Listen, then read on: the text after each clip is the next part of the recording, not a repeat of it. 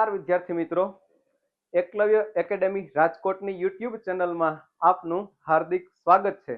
बराबर अहींया मेहनतनी मौसम सीरीज जे आपणे चलावी रह्या छे तेमना अंतर्गत आज भारतीय बंधारणना बराबर भारतना राष्ट्रपति बराबर एमना टॉपिक विषे आज तो कि आपणे प्रश्नों जे छे एने सोल्व करवानो प्रयत्न करी। बराबर तो चालू करीए छीए। बराबर अहींया आजनो पहलो प्रश्न बराबर राष्ट्रपतिना होद्दानी मुद्दत भारतना राष्ट्रपतिना होद्दानी मुद्दत बराबर तो अहींया बात करे छे 6 वर्ष 3 वर्ष 5 वर्ष के 4 वर्ष। तो बात ई करिए कि भाई राष्ट्रपति जे छे ते आपड़ा बंधारणमां राष्ट्रपतिनुं पद छे ते संघनी कारोबारी बराबर मूलभूत रीते तो भाग 5 नी अंदर संघनी कारोबारीनी वात करेली छे अने तेनी अंतर्गत राष्ट्रपतिनुं पद आवे। राष्ट्रपतिनुं पद आवे एटले के मित्रों अनुच्छेद 52 थी राष्ट्रपतिना पद माटेनी वातो थयेली छे।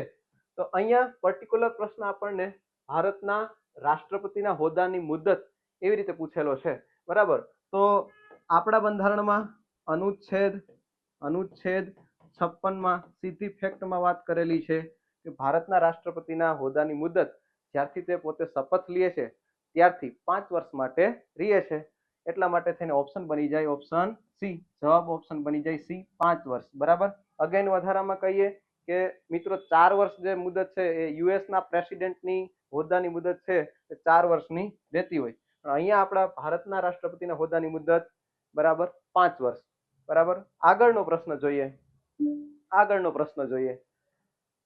ભારતનો રાષ્ટ્રપતિ પોતાનું રાજીનામું કોને સંબોધીને આપે છે? બરાબર લોકસભાના અધ્યક્ષ, વડાપ્રધાન, ઉપરાષ્ટ્રપતિ કે પછી સર્વોચ્ચ ન્યાયાલયના મુખ્ય ન્યાયાધીશ। તો મિત્રો અગેન રાષ્ટ્રપતિનો જે પ્રશ્ન છે રાષ્ટ્રપતિના હોદ્દાની બાબતમાં રાજીનામાની વાત કરે છે। બરાબર રાષ્ટ્રપતિ પોતે પોતાનું રાજીનામું છે તે સ્વેચ્છાથી પોતાના રાજીનામાને ઉપરાષ્ટ્રપતિને સોંપતા હોય છે।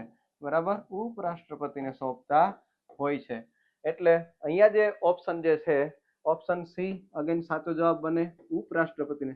મિત્રો આ જે વાત છે તે ભારતના રાષ્ટ્રપતિ જે છે ઉપરાષ્ટ્રપતિને પોતાનું રાજીનામું સંબોધીને સોંપે છે તે अनुच्छेद नंबर 57 में बात करेली छे।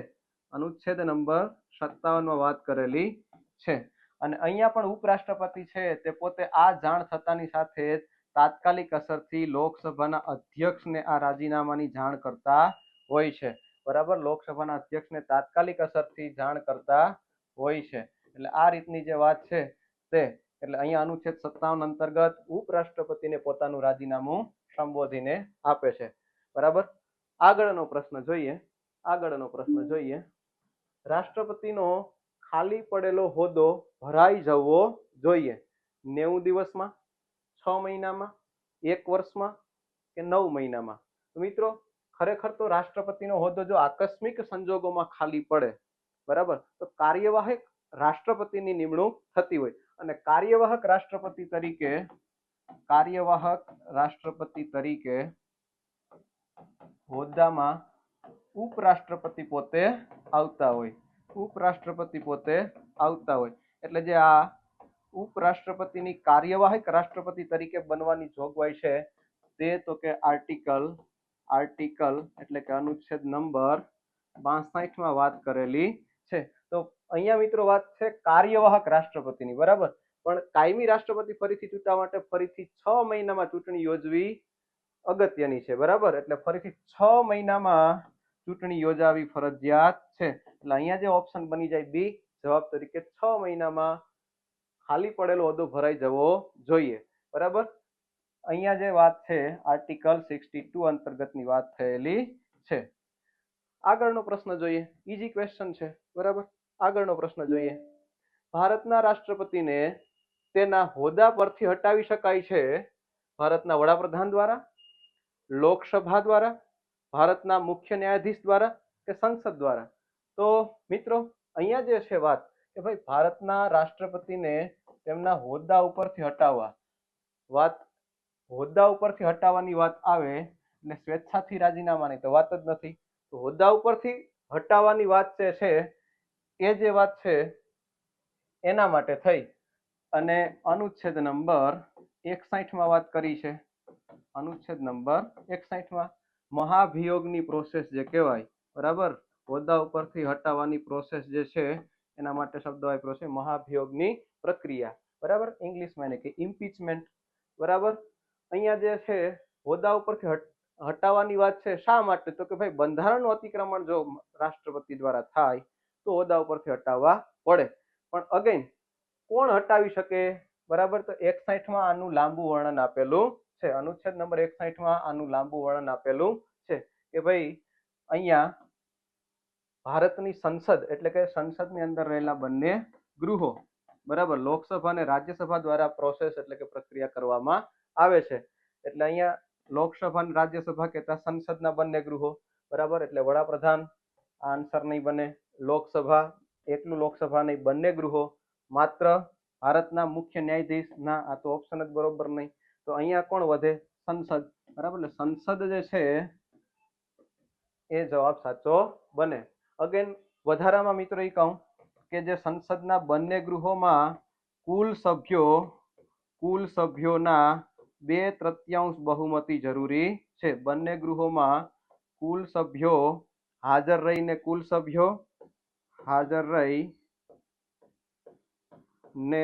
સભ્યો અને 2/3 બહુમતી. આ રીતે જો બંને ગૃહ દ્વારા વાત કરવામાં આવે અને પ્રસ્તાવ પસાર કરવામાં આવે તો રાષ્ટ્રપતિ છે પોતાના હોદ્દા ઉપરથી રાજીનામું આપી દેવું પડે, બરાબર. આ વાત કરેલી છે અનુચ્છેદ 61 અંતર્ગત. જોઈએ આગળનો પ્રશ્ન.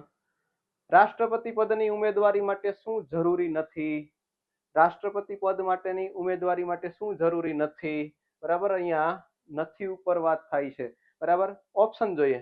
દેશનો નાગરિક હોવો જોઈએ, સાંસદ બનવાની યોગ્યતા રાખતો હોય, ભણેલો ગણેલો હોય, બરાબર, અને વય 35 વર્ષની હોય, બરાબર. અહીંયા જે વાત કરી છે ભાઈ કે ભાઈ રાષ્ટ્રપતિના હોદ્દાની ઉમેદવારી માટે જરૂરી શું નથી, પણ અહીંયા આપણે વાત કરી કે ભાઈ રાષ્ટ્રપતિના હોદ્દા માટેની લાયકાત શું હોય, બરાબર. રાષ્ટ્રપતિના હોદ્દા માટે લાયકાત, બરાબર. આ જે વાતો કરેલી છે તે તો કે આર્ટિકલ 58 કરેલી છે. આર્ટિકલ 58 અંતર્ગત જે વાતો કરેલી છે તે ભારતના રાષ્ટ્રપતિના હોદ્દા માટેની લાયકાતો છે. ત્યાં શું લખ્યું છે તો કે ભાઈ દેશનો નાગરિક હોવો જોઈએ છે. અહીંયા વાત સાચી છે, અહીંયા પૂછ્યું નથી, ઓપ્શન આવશે નહીં. આગળ સાંસદ બનવાની યોગ્યતા રાખતો હોય, હા, અનુચ્છેદ 58 અંતર્ગત આ વાત કરેલી છે. અગેન અહીંયા નથી પૂછ્યું, ઓપ્શન આવશે નહીં. ભણેલો ગણેલો હોય, આવું જે વાત છે આર્ટિકલ 58 અંતર્ગત ક્યાંય પણ લખેલી નથી. એટલે નથી એટલે જવાબ આપણો બની જાય ઓપ્શન નંબર 3 એટલે કે ઓપ્શન સી. ભણેલો ગણેલો હોય, બરાબર, આવું ક્યાંય લખેલું છે નહીં. અને વધારામાં ઓપ્શન ડી વય 35 વર્ષની પૂર્ણ કરેલી હોય જોઈએ. 58 અનુચ્છેદમાં આ વાત કરેલી છે. તો અહીંયા જે આપણનો જે જવાબ બની જાય તે અહીંયા પૂછેલું છે નથી, એટલા માટે ઓપ્શન બની જાય ઓપ્શન સી, બરાબર. એટલે આ ફેક્ટ બેઝના પ્રશ્નો છે, બરાબર. આર્ટિકલ યાદ હોય તો સીધા આવડી શકે, બહુ ઈઝી ક્વેશ્ચન. આગળ વધીએ. ભારતનો રાષ્ટ્રપતિનો વીટો પાવર, ભારતના રાષ્ટ્રપતિનો વીટો પાવર કેટલામું અનુચ્છેદ, બરાબર. તો મિત્રો ખરેખર તો આ જે વાત છે તે સંસદની કાર્યરીતિ અને પરંપરાઓ અંતર્ગતના અનુચ્છેદ કહેવાય. અને અહીંયા અત્યારે આપણે રાષ્ટ્રપતિને ટચ થાય, બરાબર, એટલે પ્રશ્ન સોલ્વ કરીએ કે ભાઈ રાષ્ટ્રપતિનો વીટો પાવર, બરાબર, રાષ્ટ્રપતિનો વીટો પાવર. પેલા તો એ કહીએ કે ખરેખર જે સંસદના 3 અભિન્ન અંગો છે, સંસદના 3 અભિન્ન અંગો છે, બરાબર. એમાં સંસદના બંને ગૃહો એટલે લોકસભા, રાજ્યસભા અને રાષ્ટ્રપતિ, બરાબર. એટલા માટે રાષ્ટ્રપતિ છે ખરેખર સંસદના ગૃહના સભ્ય નથી, પણ સંસદના 3 અંગોમાંનું એક અભિન્ન અંગ છે. વાત એ કરીએ આગળ કે ભાઈ કોઈ પણ જે ખરડો છે તે રાષ્ટ્રપતિની સહીથી કાયદો બને. આ કોમન ફેક્ટ જે છે બધાને ખબર હોય. તો એના અંતર્ગત રાષ્ટ્રપતિનો વીટો પાવર છે એનો પ્રશ્ન કરેલો છે. ફેક્ટ બેઝ પ્રશ્ન છે. અનુચ્છેદ નંબર 106, અનુચ્છેદ 111, અનુચ્છેદ 108 કે પછી અનુચ્છેદ 72, બરાબર. તો રાષ્ટ્રપતિના વીટો પાવરની જે વાત છે તે અહીંયા અનુચ્છેદ 111 અંતર્ગત કરેલી છે, બરાબર. એટલે ઓપ્શન બી છે એ સાચો જવાબ બને. અહીંયા જે વાત કરી છે મિત્રો અનુચ્છેદ 106, તેમાં તો સંસદ સભ્યોના પગાર ભથ્થાની વાત કરેલી છે, એટલે આ ઓપ્શન તો બનતો નથી, પગાર અને ભથ્થા, બરોબર.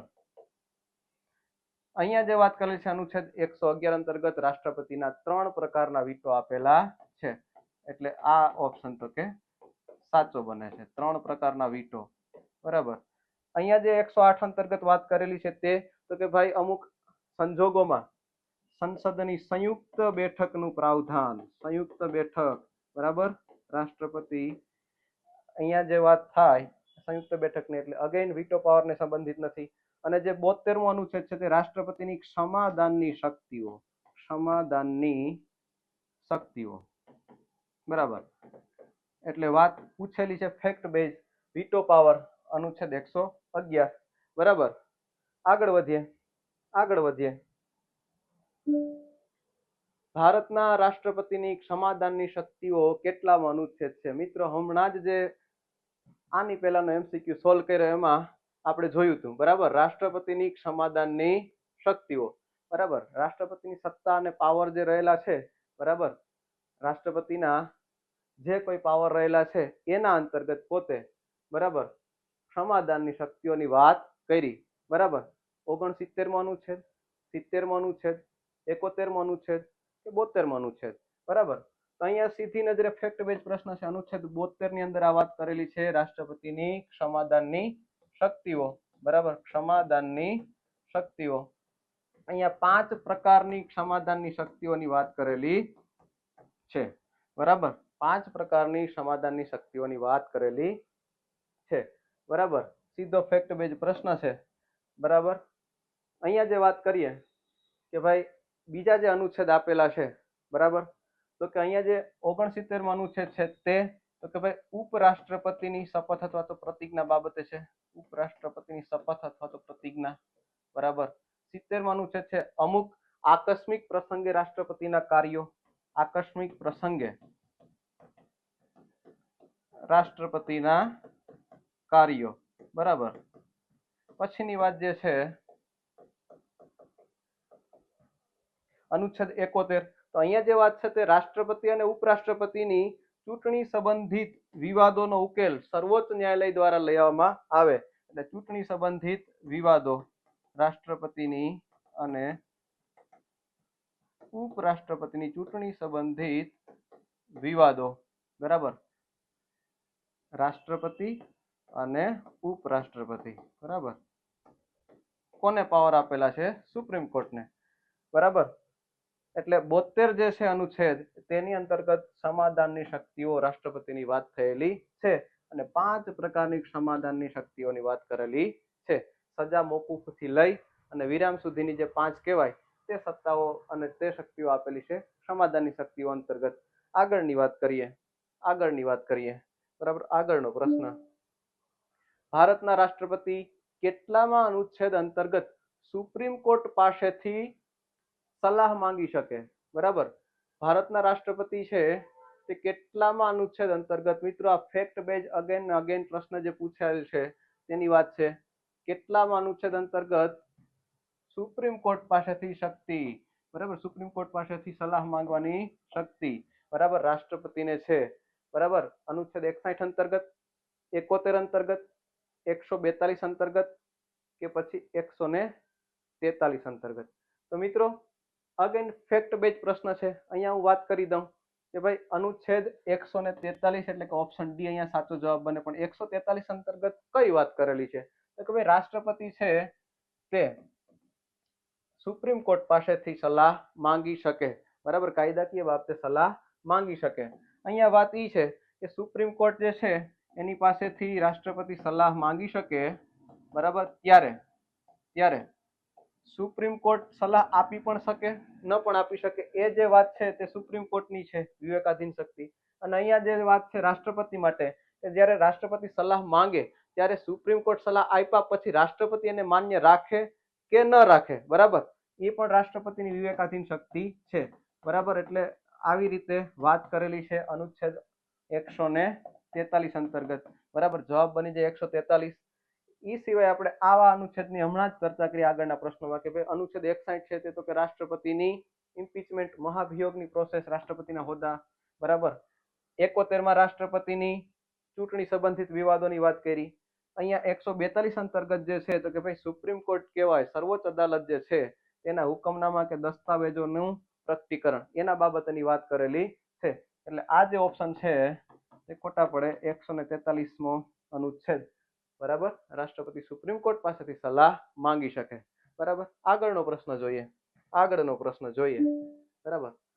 જ્યારે કોઈ ખરડો સંસદના બંને ગૃહ દ્વારા પસાર કરવામાં આવ્યો હોય તો નીચેનામાંથી કોને ખરડા પર અનુમતિ રોકવાનો અધિકાર પ્રાપ્ત છે, બરાબર. રાષ્ટ્રપતિને, વડાપ્રધાનને, લોકસભા અધ્યક્ષને કે રાજ્યસભાના સભાપતિને. મિત્રો, હમણાં જ આપણે વાત કરી, રાષ્ટ્રપતિ છે તે સંસદનું અભિન્ન અંગ છે, બરાબર. માત્ર ગૃહના સભ્ય નથી, પરંતુ જે કોઈ ખરડો છે તેની મંજૂરી છે રાષ્ટ્રપતિની સહીથી મળે તો જ કાયદો બને. અહીંયા શું વાત કરે છે? અનુમતિ આપવી અથવા તો રોકવી, આને આપણે વાત હમણાં જ કરતા હતા. અનુચ્છેદ 111 અંતર્ગત રાષ્ટ્રપતિના વીટો પાવર, બરાબર. તો કોની વાત થાય? રાષ્ટ્રપતિના વીટો પાવર, એટલે કે રાષ્ટ્રપતિ પોતે હોય તો જવાબ અહીંયા સામે જ છે કે ભાઈ રાષ્ટ્રપતિ અનુમતિને રોકવા છે એનો અધિકાર છે. એટલે ઓપ્શન એ છે સાચો જવાબ બને. રાષ્ટ્રપતિ પાસે વીટો પાવર છે કે કોઈ પણ ખરડો જે છે એના અંતર્ગત વીટો પાવરમાં ત્રણ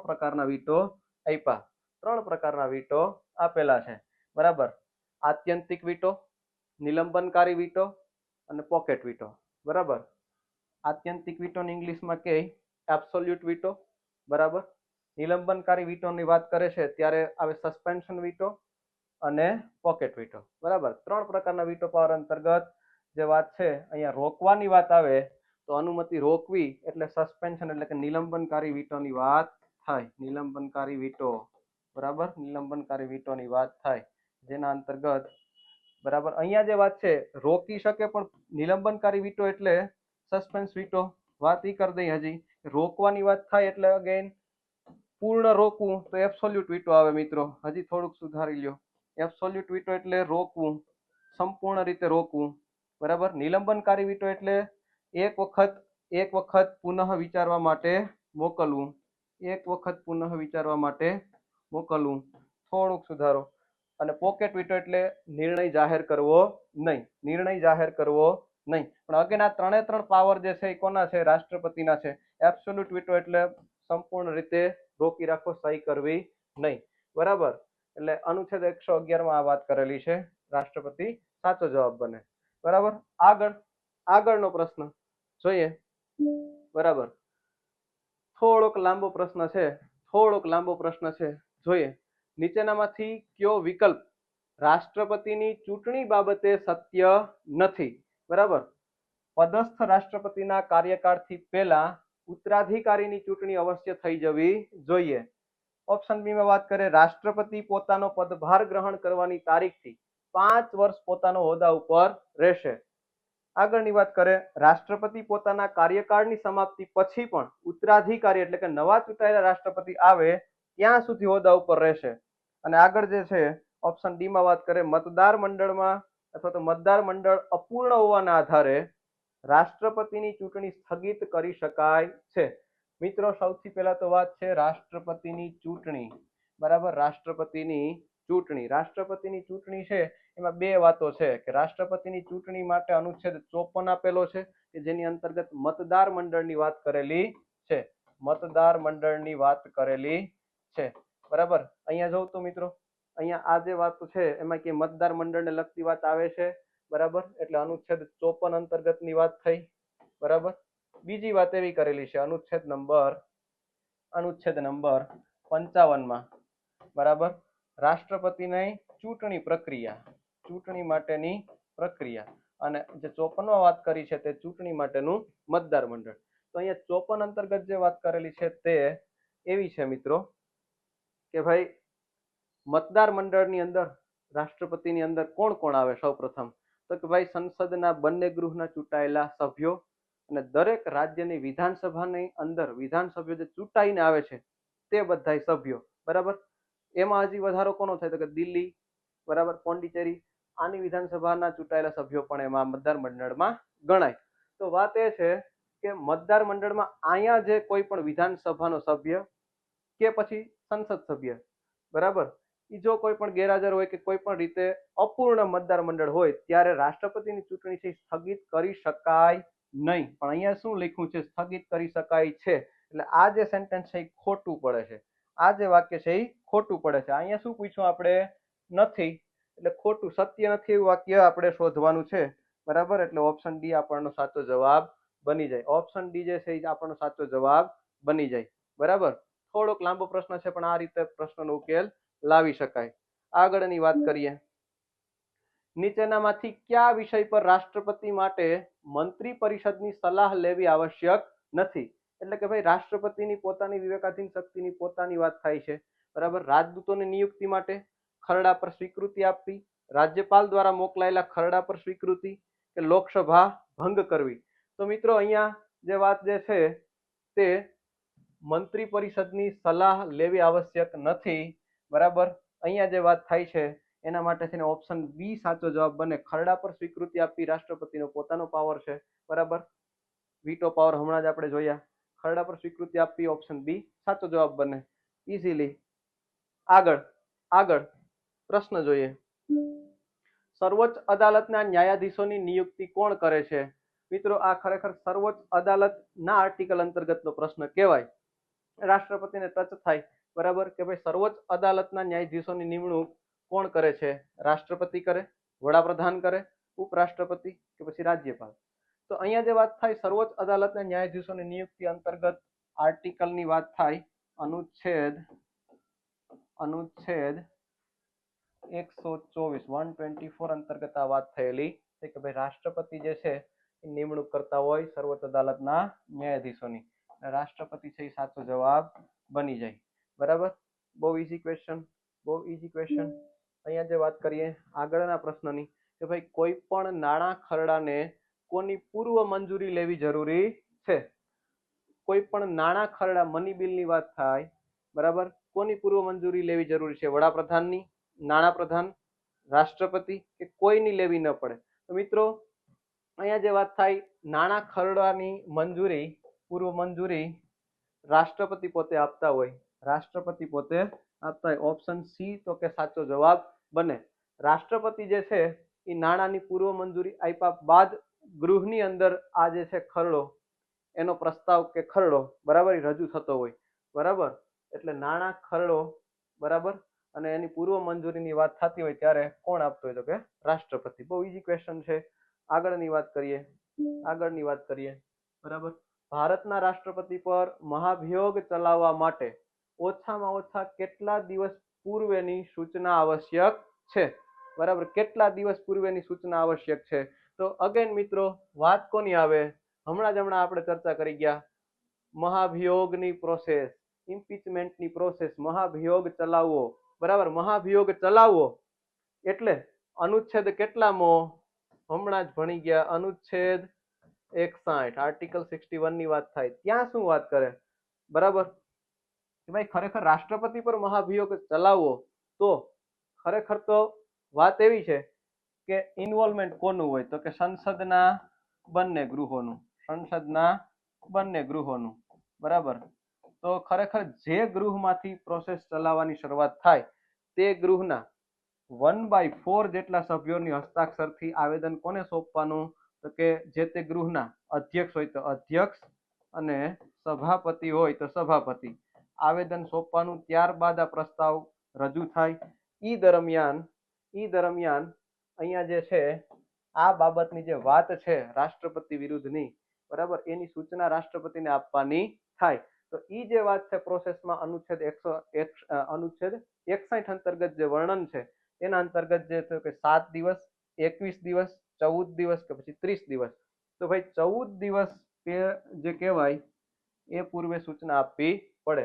એટલે અગેન આ જે અધ્યક્ષને સોંપે ત્યાર પછીની વાત છે. 14 દિવસની પૂર્વની સૂચના, 14 દિવસ પૂર્વે સૂચના આપવી પડે કે ભાઈ આ ટાઈપનો પ્રસ્તાવ છે લઈ આવવાના છે. અને ઈ પછી તો કે કોઈ પણ ગૃહમાં હાજર રહીને જે કુલ સભ્ય સંખ્યા થાય, બરાબર, કુલ સભ્ય સંખ્યા ને 2/3 બહુમતીથી ખરડો પસાર થવો જોઈએ. બરાબર. સેમ પ્રોસેસ આવી બીજા ગૃહમાં. એટલે બંને ગૃહ દ્વારા જ્યારે આ પ્રોસેસ થાય અને ખરડો પ્રસ્તાવિત પસાર થાય ત્યારે રાષ્ટ્રપતિ પોતાનો હોદ્દો છોડતા હોય છે. ઇમ્પીચમેન્ટની પ્રોસેસ કહેવાય. બરાબર. અહીંયા જે આપણો પ્રશ્ન છે એનો જવાબ બની જાય 14 દિવસ, ઓપ્શન સી. બરાબર. અહીંયા જોઈએ આગળનો પ્રશ્ન. બરાબર. ભારતના રાષ્ટ્રપતિની મહાભિયોગ પ્રક્રિયા ફરી પાછી ઇમ્પીચમેન્ટની પ્રોસેસ ઉપર જ વાત કરે છે. અગેન મિત્રો યાદ ન કરાવવું પડે. આર્ટિકલ 61 અંતર્ગત મહાભિયોગની પ્રક્રિયા. પણ અહીંયા જે વાત છે મહાભિયોગની પ્રક્રિયા કોણ કરે છે? બરાબર, સંસદ કરે છે. સંસદનું ખરેખર કામ શું છે? તો કે ભાઈ સંસદનું કામ ખરેખર તો કાયદો ઘડવું. બરાબર, કાયદો ઘડવું. પણ અહીંયા જે પ્રોસેસ છે એ કેવી છે? તો કે ભાઈ કોઈને પદ ઉપરથી હટાવવું. મતલબ તમે સમજો કે કોર્ટ જેવું કાર્ય થયું, જ્યુડિશિયરી જેવું કાર્ય થયું. બરાબર. ધારાકીય પ્રક્રિયા? ના, ધારાકીય પ્રક્રિયા નથી. કારોબારી પ્રક્રિયા છે? ના, કારોબારી પ્રક્રિયા નથી. બરાબર. પછી તો કે ન્યાયિક પ્રક્રિયા છે? કે ના, સંસદ માત્ર ખાલી ન્યાય આપવાનું કાર્ય નથી કરતી, ન્યાયિક પ્રક્રિયા પણ નથી. શું છે? તો કે અર્ધ ન્યાયિક પ્રક્રિયા. ઇંગ્લિશમાં કઈ ક્વાઝી જ્યુડિશિયલ પ્રોસેસ. બરાબર. તો કે ભાઈ મહાભિયોગની પ્રક્રિયામાં જે રાષ્ટ્રપતિને હોદ્દા ઉપરથી હટાવવાની જે પ્રક્રિયા છે સંસદ દ્વારા, તે એક સંસદીય પ્રણાલી છે, સંસદીય પ્રક્રિયા છે, જેને કહેવાય અર્ધ ન્યાયિક પ્રક્રિયા, ક્વાઝી જ્યુડિશિયલ પ્રોસેસ જેને કહેવાય. બરાબર, ક્વાઝી જ્યુડિશિયલ પ્રોસેસ. બરાબર, ક્વાઝી જ્યુડિશિયલ પ્રોસેસ, અર્ધ ન્યાયિક પ્રક્રિયા સંસદની. બરાબર. આગળનો પ્રશ્ન જોઈએ. બરાબર. જો રાષ્ટ્રપતિનો હોદ્દો ખાલી પડે અને ઉપરાષ્ટ્રપતિ પણ ન હોય તો નીચેનામાંથી કોણ કાર્યવાહક રાષ્ટ્રપતિ બનશે? હમણાં જ આપણે જે પ્રશ્ન ચર્ચા કરી. બરાબર. આર્ટિકલ 62 અંતર્ગત. બરાબર, કે ભાઈ રાષ્ટ્રપતિ છે તેની જગ્યાએ ઉપરાષ્ટ્રપતિ છે કાર્યવાહક રાષ્ટ્રપતિ બને આકસ્મિક પ્રસંગે. પણ માન લો ઉપરાષ્ટ્રપતિ પણ હાજર ન હોય તો પણ આર્ટિકલ 62 આગળ વાત કરે. બરાબર. રાજ્યસભાના ઉપસભાપતિ કાર્યવાહક રાષ્ટ્રપતિ બનશે? ના. ભારતનો મહાન ન્યાયવાદી એટલે કે એટર્ની જનરલની વાત કરે? ના. બરાબર. લોકસભાના અધ્યક્ષ છે, બરાબર, ઈ પણ નહીં બને. છેલ્લો ઓપ્શન જે છે ઓપ્શન ડી, સર્વોચ્ચ ન્યાયાલયના મુખ્ય ન્યાયાધીશ જે છે તે તો કે કાર્યવાહક રાષ્ટ્રપતિ બનશે. ક્યારે? તો કે ભાઈ રાષ્ટ્રપતિ, બરાબર, એની જગ્યાએ ઉપરાષ્ટ્રપતિ, અને ઉપરાષ્ટ્રપતિ પણ જો ન હોય ત્યારે સર્વોચ્ચ ન્યાયાલયના મુખ્ય ન્યાયાધીશ CJ, chief justice of India. બરાબર, તે તો કે કાર્યવાહક રાષ્ટ્રપતિ બનશે. આગળની વાત પ્રશ્ન જોઈએ. ભારતના રાષ્ટ્રપતિએ એકમાત્ર બાબતમાં પોતાનો પોકેટ વીટો જે ઉપયોગ કર્યો હતો તે. મિત્રો હમણાં જ વાત કરતા હતા અનુચ્છેદ 111 અંતર્ગત રાષ્ટ્રપતિના 3 પ્રકારના વીટો છે. બરાબર, absolute veto, suspension veto, pocket veto. આ ફેક્ટ બેઝનો પ્રશ્ન છે. પોકેટ વીટોનો જે ઉપયોગ કરેલો છે તે હિન્દુ કોડ બિલ નહીં આવે, પેપ્સુ વિનિયોગ વિધેયક નહીં આવે. બરાબર. આના અંતર્ગત મિત્રો વાત કરતા હું જે એબ્સોલ્યુટ વીટોનો ઉપયોગ કરેલો છે. બરાબર. ભારત ડાકઘર સુધારણા ખરડા, આના અંતર્ગત ફેક્ટ બેઝ પ્રશ્ન છે. ઓપ્શન સી સાચો જવાબ બને. બરાબર. પોકેટ વીટોનો ઉપયોગ થયેલો છે. આમાં પણ નહીં બને. પોકેટ વીટો એટલે પોતે કોઈ પણ જે ખરડો છે પોતાની પાસે જ્યારે રાષ્ટ્રપતિ પાસે આવે ત્યારે કોઈ નિર્ણય જાહેર કરતા નથી, રોકી રાખતા, નથી પાછો કે નથી પેલો. બરાબર. કહેવાનો મતલબ એ છે કે પોતાના ટેબલ ઉપર માત્ર રાખી મૂકે છે. બરાબર, કોઈ નિર્ણય જાહેર કરતા નથી. બરાબર, નથી હા, બરાબર, નથી ના. બરાબર, એટલા માટે થઈ અને ઓપ્શન સી બરાબર, ફેક્ટ બેઝ પ્રશ્ન હતો. આગળનો પ્રશ્ન જોઈએ. લોકસભામાં અંદાજપત્ર રજૂ કરવાની બંધારણીય જવાબદારી કોની છે? બરાબર, અગેન સંસદની કાર્યરીતિ એ સંસદની બરાબર પ્રક્રિયા અંતર્ગતનો પ્રશ્ન છે, પણ રાષ્ટ્રપતિને ટચ થાય છે. અહીંયા જે વાત કરીએ આપણને કે ભાઈ લોકસભામાં અંદાજપત્ર બરાબર અંદાજપત્ર રજૂ કરવાની જવાબદારી, તો મિત્રો પહેલા તો એ વાત કરીએ કે લોકસભાની અંદર વાર્ષિક વિત્તીય વિવરણ અથવા તો અંદાજપત્રની વાત અનુચ્છેદ નંબર 112 માં કરેલી છે. આર્ટિકલ 112 આના અંતર્ગત વાત કરી કે ભાઈ ભારતના જે રાષ્ટ્રપતિ છે તેની બંધારણીય જવાબદારી બને કે અંદાજપત્ર ગૃહમાં રજૂ કરાવે. બરાબર, રાષ્ટ્રપતિ જે છે તે તો કે બંધારણની અંદર 112 અંતર્ગત ગૃહમાં અંદાજપત્ર રજૂ કરાવે. રજૂ કરે કોણ? તો કે નાણાપ્રધાન. કોણ કરે? તો કે નાણાપ્રધાન. ભારતના જે નાણાપ્રધાન હોય તે અંદાજપત્ર રજૂ દર વર્ષે કરતા હોય. બરાબર, એટલે અહીંયા રજૂ કરવાની બંધારણીય જવાબદારીની વાત થાય છે ત્યારે જવાબ આવી જાય રાષ્ટ્રપતિ. બરાબર, ઈઝી ક્વેશ્ચન હતો. આગળની વાત કરીએ. બરાબર, થોડો લાંબો પ્રશ્ન છે પણ જોઈએ. બરાબર, રાષ્ટ્રપતિની ચૂંટણીમાં રાજ્યનો મુખ્યમંત્રી મતદાન કરવાને પાત્ર રહેશે નહીં જો તે પોતે ઉમેદવાર હશે, તેને રાજ્ય વિધાનમંડળના નીચલા ગૃહમાં પોતાનું બહુમત સાબિત કરવાનું બાકી હશે, તે રાજ્ય વિધાનમંડળમાં ઉપલા ગૃહનો સભ્ય હોય, તે રાજ્ય વિધાનસભા મંડળમાં નીચલા ગૃહનો સભ્ય હોય. અહીંયા જો વાત કરીએ તો અગેન હમણાં જ આપણે જોયું હતું રાષ્ટ્રપતિની ચૂંટણી અંતર્ગત આપણે બે આર્ટિકલ જોયા હતા. આર્ટિકલ 54 કે જેની અંદર રાષ્ટ્રપતિની ચૂંટણી માટે મતદાર મંડળની વાત થતી હતી. બરાબર, તો અહીંયા જે મતદાન કરવા માટે પાત્ર હતા તો મતદાર મંડળ જ વાત થઈ કે નહીં? મતદાર મંડળ જ વાત થઈ કે નહીં? બરાબર, તો મતદાર મંડળ માટેની જો વાત થતી હોય તો અનુચ્છેદ 54 બરાબર, તો તેમાં શું લખ્યું તો કે ભાઈ સંસદ સભ્યના બરાબર અથવા તો કહેવાય કે સંસદના બંને ગૃહો લોકસભા અને રાજ્યસભાના બંને ગૃહોમાં ચૂંટાયેલા સભ્યો ભાગ લેતા હોય. દરેક રાજ્યની વિધાનસભાના ચૂંટાયેલા સભ્યો, અહીંયા હું જે બોલું છું તે શું બોલું છું? વિધાનસભાના ચૂંટાયેલા સભ્યો. અહીંયા આપણે વિધાન પરિષદના સભ્યોની વાત કરતા નથી, જે ચૂંટણીની માટે પાત્રતા મતદાર મંડળમાં ધરાવતા નથી. બરાબર, તો અગેન અહીંયા જોઉં તો રાજ્ય વિધાનમંડળના ઉપલું ગૃહ એટલે વિધાન પરિષદ જ થયું કે નહીં? વિધાન પરિષદ જેવી વાત થઈ કે નહીં? નીચલું ગૃહ એટલે વિધાનસભા, તો વિધાનસભાના તો લેતા હોય તો આ સાચું બને. કોણ નહીં? બરાબર, પાત્ર કોણ નહીં? વિધાન પરિષદ એટલે ઉપલું ગૃહ, વિધાન પરિષદ એટલે ઉપલું ગૃહ. જવાબ બની જાય સીધો ઓપ્શન સી. આગળનો પ્રશ્ન જોઈએ. થોડોક એનાલિટિકલ ક્વેશ્ચન જે છે બરાબર જોઈએ. નીચેના કથનો પર વિચાર કરો. કયા કથન સત્ય છે? પહેલા તો આપણે વાક્ય જોવા જોઈએ અને એના પછી જે ઓપ્શન છે એના પર જવું જોઈએ. બરાબર, સંઘની કારોબારી શક્તિ વડાપ્રધાનમાં નિહિત છે. વડાપ્રધાનની નિયુક્તિ રાષ્ટ્રપતિ દ્વારા કરવામાં આવે. વડાપ્રધાન મંત્રી પરિષદના પ્રધાન હોય. અને ચોથું વાક્ય, જરૂરી નથી કે નિયુક્તિ સમયે વડાપ્રધાન સંસદના કોઈ ગૃહની સભ્ય હોય. બરાબર, પહેલી વાત તો એ છે કે આમાં કયા વાક્ય સાચા છે ને કયા વાક્ય ખોટા છે એ આપણને ખબર પડવી જોઈએ. બરાબર, વડાપ્રધાનની નિયુક્તિ રાષ્ટ્રપતિ દ્વારા થાય, વાત 100% સાચી. વડાપ્રધાન મંત્રી પરિષદના પ્રધાન હોય, બરાબર, 100% સાચી. બરાબર, બીજી વાત, જરૂરી નથી કે નિયુક્તિ સમયે વડાપ્રધાન સંસદના કોઈ ગૃહના સભ્ય, વાત 100% સાચી. બરાબર, એક વખત વડાપ્રધાન બન્યા પછી પણ 6 મહિનામાં કમ્પલસરી ચૂંટાવવું પડે છે, એટલે પહેલી વખત તો બની શકે એટલે ફરી વખત આ વાત પણ સાચી બને. બરાબર, તો વાત કઈ ખોટી બને? ઓટોમેટિકલી સંઘની કારોબારી શક્તિ વડાપ્રધાનમાં નિહિત છે. સંઘની કારોબારી શક્તિની વાત થાય, વડાપ્રધાન આવે નહીં. સંઘની કારોબારી કેની અંદર નિહિત છે ભાઈ? રાષ્ટ્રપતિમાં નિહિત છે. સંઘની કારોબારી એટલે આર્ટિકલ 53 ની વાત કરે. કે ભાઈ સંઘની કારોબારી શક્તિ છે એ કેની અંદર નિહિત છે? તો કે 53 અંતર્ગત રાષ્ટ્રપતિમાં નિહિત છે. આ વાક્ય પડે ખોટું.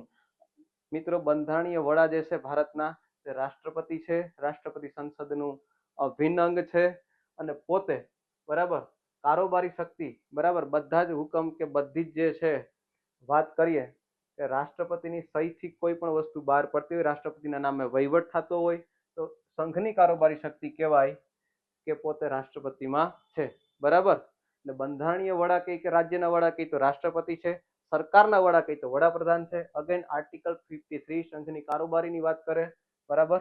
આ વાક્ય ખોટું પડે. ઓપ્શન જોઈએ બરાબર, ઓપ્શન જોઈએ કે ભાઈ બીજું ત્રીજું અને ચોથું વાક્ય છે એ તો કે સત્ય છે. અહીંયા જો તો ઓપ્શન સી બીજું ત્રીજું ને ચોથું વાક્ય બરાબર સાચું બરાબર. અહીંયા જે વાત થાય તો કે ઓપ્શન સી સાચો જવાબ બને બરાબર. આગળનો થોડોક અગેન લાંબો પ્રશ્ન છે. ભારતના બંધારણ અનુસાર ભારતના રાષ્ટ્રપતિનું કર્તવ્ય છે કે તે સંસદના સભાપટલ પર નીચેનામાંથી કોને રજૂ કરાવી શકે બરાબર. અગેન રાષ્ટ્રપતિના સત્તા અને પાવરની વાત થાય બરાબર. તો મિત્રો અહીંયા વાત કરીએ કેન્દ્રીય નાણાં પંચની ભલામણો, જાહેર હિસાબ સમિતિના રિપોર્ટને, કેગના રિપોર્ટને કે રાષ્ટ્રીય અનુસૂચિત જાતિ આયોગના રિપોર્ટને બરાબર. અહીંયા જો તો મિત્રો આ બધી જ બંધારણીય સંસ્થાઓ છે, બંધારણીય સંસ્થાઓ છે. જો તો કેન્દ્રીય નાણાં પંચ અનુચ્છેદ 280 અંતર્ગત વાતો, કેગનો રિપોર્ટ બરાબર અનુચ્છેદ 148 152 માં કેગની વાત કરી, રાષ્ટ્રીય અનુસૂચિત જાતિ આયોગ બરાબર એનો રિપોર્ટ 338 અંતર્ગતની વાતો.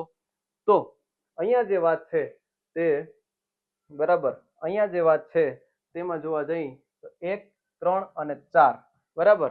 અહીંયા જો તો માત્ર એક નહીં બરાબર, 2 અને 4 તો કે ભાઈ અહીંયા જે વાત કરે છે એ ત્રીજું પણ સાચું બને. 1 2 3 ને 4 તો કે નહીં, અહીંયા જે વાત છે ઓપ્શન 2 એટલે ખોટો બને, આ પણ ખોટું બને. 1 3 અને 4 જે છે અહીંયા સંતોષાય એટલે ઓપ્શન બી જે છે તે જવાબ સાચો બને બરાબર. ઓપ્શન બી જવાબ સાચો બને. આગળનો પ્રશ્ન જોઈએ, આગળનો પ્રશ્ન જોઈએ. ભારતના રાષ્ટ્રપતિ પર મહાભિયોગની પ્રક્રિયા કેટલામાં અનુચ્છેદમાં આપેલ છે મિત્રો? ખરેખર આ પ્રશ્નની ચર્ચા વારંવાર કરેલી છે બરાબર. હમણાં જ કરેલી છે અનુચ્છેદ 61 અંતર્ગત જે વાત કરી છે ઓપ્શન ડી બરાબર, રાષ્ટ્રપતિની ઇમ્પીચમેન્ટ પ્રોસેસ બરાબર. અહીંયા જે અનુચ્છેદ 58 લખ્યો તે રાષ્ટ્રપતિના હોદ્દાની યોગ્યતાની વાત કરે. 59 ની અંદર જે વાત કરેલી છે રાષ્ટ્રપતિના હોદ્દાની શરતો બરાબર, રાષ્ટ્રપતિના હોદ્દાની શરતો બરાબર. અહીંયા જે વાત છે એ હોદ્દાની પાત્રતા, હોદ્દાની પાત્રતા. અને જે 60 માં વાત કરેલી છે શપથ અને પ્રતિજ્ઞા, શપથ અને પ્રતિજ્ઞા, રાષ્ટ્રપતિના હોદ્દા માટેની શપથ અને પ્રતિજ્ઞાની વાત કરેલી છે 60 માં. અહીંયા જે વાત મહાભિયોગ માટેની કરેલી છે તે અનુચ્છેદ 61 ની અંતર્ગત આ વાત કરેલી છે. ઓપ્શન ડી સાચો જવાબ બને બરાબર. ફેક્ટ બેઝ નો પ્રશ્ન હતો. આગળ જોઈએ, આગળ જોઈએ બરાબર. ભારતના રાષ્ટ્રપતિના મતદાર મંડળમાં નીચેનામાંથી કોનો સમાવેશ થાય? મિત્રો ફરી પાછો અનુચ્છેદ નંબર 54 ડિટેલમાં ચર્ચા હમણાં જ કરી ગયા બરાબર. અનુચ્છેદ નંબર 54 ચૂંટાયેલા સંસદ સભ્યો, ચૂંટાયેલા ધારાસભ્યો એ અને બી બંને કે એક પણ નહીં. 54 ની અંતર્ગત આ બધી વાત હમણાં જ આપણે ડિટેલમાં કરી છે કે ભાઈ ચૂંટાયેલા સંસદ સભ્યો અને ચૂંટાયેલા ધારાસભ્યો બંને આવે બરાબર. એટલે અહીંયા જે વાત થાય આ એકલું પણ ન થાય, આ એકલું પણ ન થાય, આ બંને થાય એટલે ઓપ્શન સી એ અને બી બંને બરાબર. બહુ ઈઝી ક્વેશ્ચન. આગળની જે પ્રોસેસ આપણે સમજ્યા એના ઉપરથી બહુ ઈઝીલી આ સોલ્વ થઈ જાય બરાબર. એટલે અહીંયા આ ઓપ્શન પણ ન બને. આગળનો પ્રશ્ન જોઈએ. ભારતીય બંધારણના કયા સુધારા દ્વારા કોઈ પણ બાબત મંત્રી પરિષદ દ્વારા પુનઃ વિચારણા માટે મોકલવાનો અધિકાર અપાયો બરાબર. અહીંયા જે વાત કરી છે એ કોન્સ્ટિટ્યુશનલ એમેન્ડમેન્ટની વાત કરી બરાબર. 36મો બંધારણીય સુધારો, 40મો, 42મો કે 44મો બરાબર. અહીંયા જે વાત કરી કે ભાઈ કયા બંધારણીય સુધારા દ્વારા રાષ્ટ્રપતિને પુનઃ વિચારણા માટે કોઈ પણ બાબત મંત્રી પરિષદની જે છે એના માટેનો અધિકારની વાત કરી.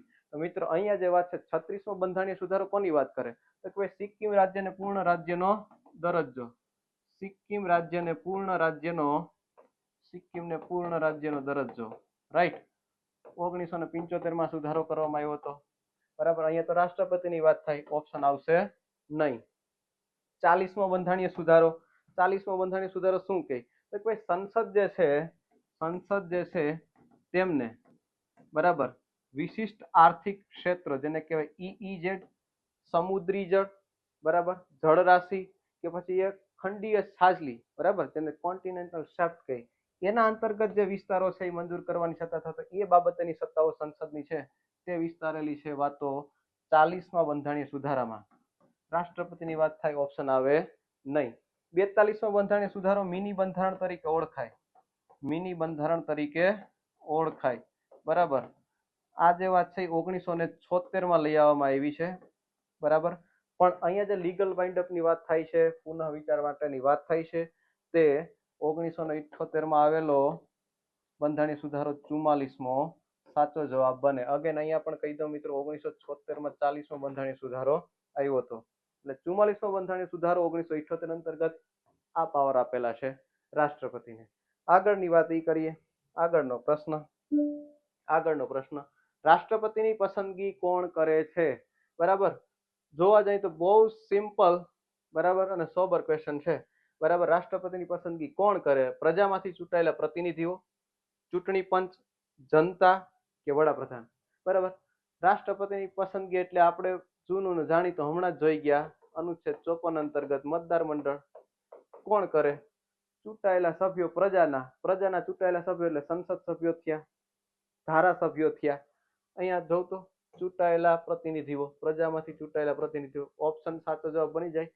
રાઈટ. પણ અહીંયા જે વાત થોડી એવી કરવી છે કે રાષ્ટ્રપતિની પસંદગી માટે થઈને આ લોકો જે ચૂંટણી કરે છે, ચૂંટણી પ્રક્રિયા છે અનુચ્છેદ 55 અંતર્ગત વર્ણવેલી ચૂંટણી પ્રક્રિયા. બરાબર. આર્ટિકલ 55 અંતર્ગત આ વાતો કરેલી છે. બરાબર. આ જે લોકો છે તે જે ચૂંટણી કરે એની ચૂંટણી પ્રક્રિયા 55માં વર્ણન કરેલું છે. બરાબર. ચૂંટણીની પદ્ધતિ કઈ છે? તો કે ભાઈ આનુપાતિક પ્રતિનિધિત્વ, જેને કહેવાય સમતુલ્યતાનો સિદ્ધાંત,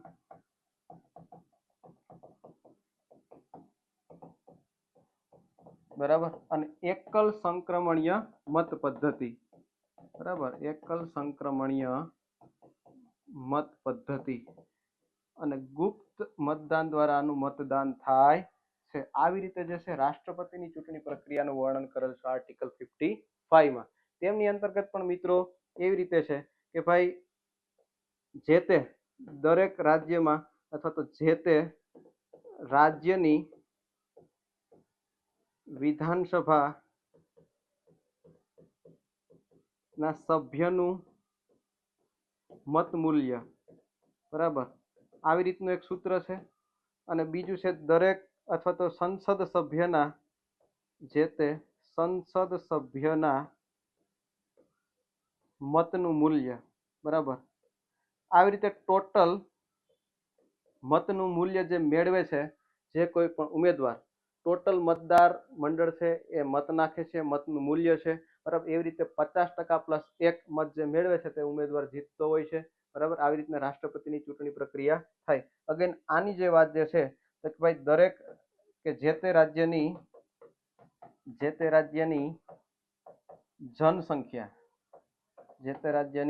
જનસંખ્યા ડિવાઇડેડ બાય, બરાબર, ડિવાઇડેડ બાય વિધાનસભાના જે તે રાજ્યના વિધાનસભાના ચૂંટાયેલા સભ્યો, બરાબર, મલ્ટીપ્લાય બાય 1/1000. આવી રીતે વાત કરેલી છે. ઉપરાંત દિલ્હી પોંડિચેરીના સભ્યો, બરાબર. એ સિવાય જે વાત કરેલી છે સંસદ સભ્યના મતનું મૂલ્ય કેવી રીતે? તો કે ભાઈ દરેક રાજ્યના જે અહીંયા જે વિધાનસભાના મતનું મૂલ્ય આવે, દરેક રાજ્યના વિધાનસભાના સભ્યનું મતદાન મૂલ્ય કુલ, બરાબર, દરેક રાજ્યની, એના છેદમાં, બરાબર, સંસદમાં ચૂંટાયેલા સભ્યો, બરાબર. આવી રીતે જે મતનું મૂલ્ય મેળવે છે અને તે મતના મૂલ્ય અંતર્ગત 50% પ્લસ 1 જેને મત મળે છે, બરાબર, એ ઉમેદવાર વિજેતા થતો હોય. એટલે અહીંયા રાષ્ટ્રપતિની પસંદગી બહુ ઈઝી ક્વેશ્ચન હતો, પ્રજામાંથી ચૂંટાયેલા પ્રતિનિધિઓ દ્વારા. બરાબર. અહીંયા જે વાત થાય છે 25 પ્રશ્નો અંતર્ગતની સિરીઝ આપણે અહીંયા પૂર્ણ કરીએ છીએ. બરાબર. અહીંયા જે આપણે આ વાત પૂર્ણ કરીએ છીએ. અહીંયા મિત્રો તો કે એકલવ્ય એકેડેમીની અંતર્ગત ત્રીજી બેન્ચની પણ શરૂઆત થઈ ગઈ છે. બરાબર. તેનો સમય 3 થી 5 રાખેલ છે. તો વહેલા તે પહેલાના ધોરણે, બરાબર મિત્રો, વહેલા તે પહેલાના ધોરણે આવો એકલવ્ય એકેડેમીમાં અને કોન્સ્ટેબલ કે પીએસઆઈ માટે પોતે તૈયારીની શરૂઆત કરો. Thank you.